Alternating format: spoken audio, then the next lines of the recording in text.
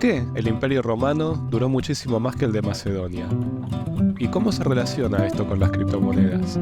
Sigamos con el tercer video de esta serie.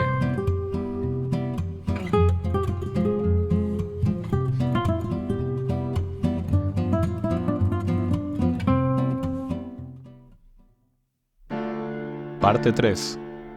El defecto de Macedonia.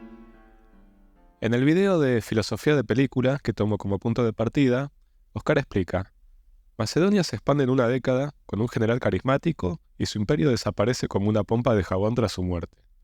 No tenía realmente nada que lo unificase. Entonces, ¿podemos decir que el defecto fue la dependencia excesiva del líder? Lo que mantenía unido al imperio de Macedonia era el liderazgo de Alejandro y no cuestiones políticas, sociales y culturales. Por eso, cuando él murió, el imperio se fragmentó. En las criptos, esto me hace pensar en proyectos de dos clases.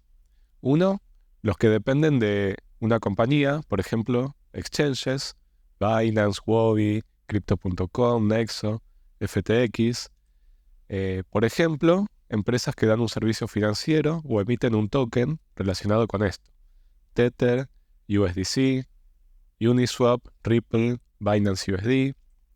Y dos, los que están muy ligados a la figura de una persona. Por ejemplo, Ethereum y Vitalik, Cardano y Charles Hoskinson, Tron y Justin Sun, y por último, Bitcoin SB y Craig Wright. Volvamos al defecto de Macedonia. Como subtítulo, podemos agregar que había una línea de sucesión imprecisa, es decir, al morir Alejandro no había un sucesor legítimo claro. Su hermano Filipo no estaba mentalmente apto, su hijo Alejandro IV todavía no había nacido, y el otro hijo, llamado Heracles, era de una concubina.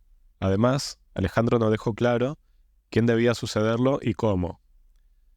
Hablando de criptos, ¿podría esto asimilarse a no tener un white paper ni una hoja de ruta, un roadmap? Es decir, tiene que estar muy claro cuál es el proyecto y cuáles son los siguientes pasos a seguir.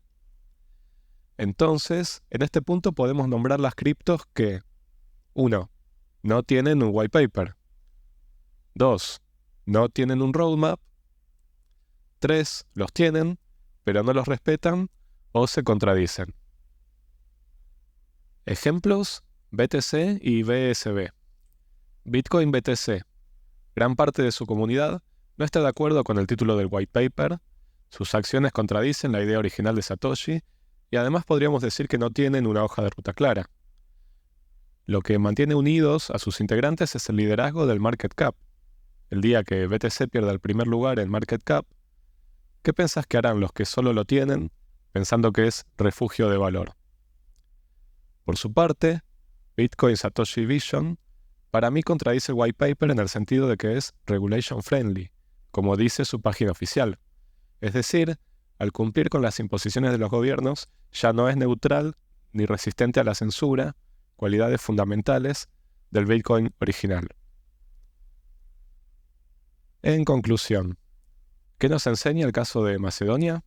Nos enseña dos cosas. 1, no depender demasiado de un líder, y 2, tener una hoja de ruta clara.